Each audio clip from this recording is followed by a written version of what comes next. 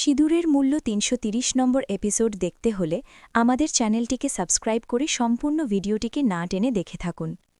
আমি কোনোদিন কল্পনাও করিনি যে যাকে আমি দেবতার মতো পূজা করেছি, যাকে নিজের নায়ক বলে জেনেছি, সেই মানুষটাই আমার স্ত্রীর সঙ্গে পশুর মতো আচরণ করতে পারে। এই হাতগুলোকেই তো আমি চিনতাম, এই হাত ধরেই তুমি হাঁটতে শিখেছিলে। আজ সেই হাতই আঘাত করে। লজ্জা নেই তোমার? তুমি কি সত্যিই মনে করো তোমার দাদা কারোর সঙ্গে খারাপ ব্যবহার করতে পারে? অর্জুন অবস্থি পরিবারের গর্ব, সমাজে তার সম্মান অনেক ওপরে। তুমি যতই বড় হও না কেন, দাদার তুলনায় তুমি সবসময়ই ছোটই থাকবে।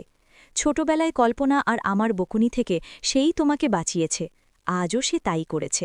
কিন্তু তুমি এতটাই বদলে গেছ যে আজ আমি নিজের ছেলেকেই চিনতে পারছি না। অশ্বিনকে বোঝানোর চেষ্টা চলে, একবারের জন্য হলেও যেন সে দাদার কথা শোনে। সত্য যে আকাশকেও ছোট করে দিতে পারে, আজ তা চোখের সামনে স্পষ্ট। সবকিছু পরিষ্কার হয়ে গেছে। অনামিকাকে নিয়ে হাসপাতালে যাওয়ার সিদ্ধান্ত নেওয়া হয়। এত কিছুর পর আর কিছু শোনার নেই, কিন্তু এই শান্ত পরিবেশটাই ছিল ঝড়ের আগের নীরবতা।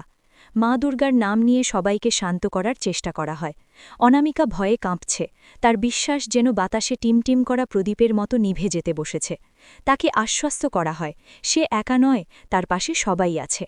এই পরিবারে বড় হওয়ার অর্থই হল কেউ দুর্বল হলে অন্যজন তার শক্তি হয়ে দাঁড়াবে। সেই আশার আলো কোনোদিন নিভতে দেওয়া হবে না, এই প্রতিশ্রুতি দেওয়া হয়।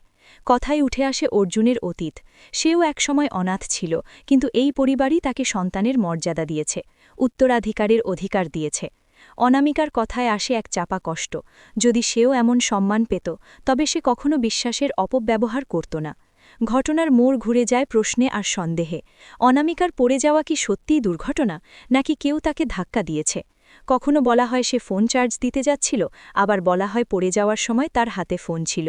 ছোট ছোট অসঙ্গতি বড় প্রশ্ন হয়ে দাঁড়ায়। কেউ কাউকে সরাসরি দোষ দেয় না, কিন্তু প্রশ্নগুলো জমতে থাকে। কে সত্য বলছে, কে মিথ্যে, তার উত্তর যেন ধোঁয়াশায় ঢাকা। একসময় অনামিকার সঙ্গে সরাসরি কথা বলা হয়। সে স্পষ্ট করে বলে দেয় সে সিঁড়ি থেকে পড়ে যায়নি, তাকে ধাক্কা দেওয়া হয়েছিল। এই একটি বাক্যেই যেন সব সন্দেহ আরও ঘনীভূত হয়। পরিবার, বিশ্বাস, সম্মান আর সম্পর্ক সবকিছুই এক সূক্ষ্ম সুতোয় ঝুলে থাকে। সত্যের মুখোশ এখনও পুরোপুরি খুলে পড়েনি, কিন্তু ঝড় যে আসন্ন তা সবারই বোঝা হয়ে যায়। তো বন্ধুরা, ভিডিওটি কেমন লাগলো কমেন্ট করে জানিয়ে দিন।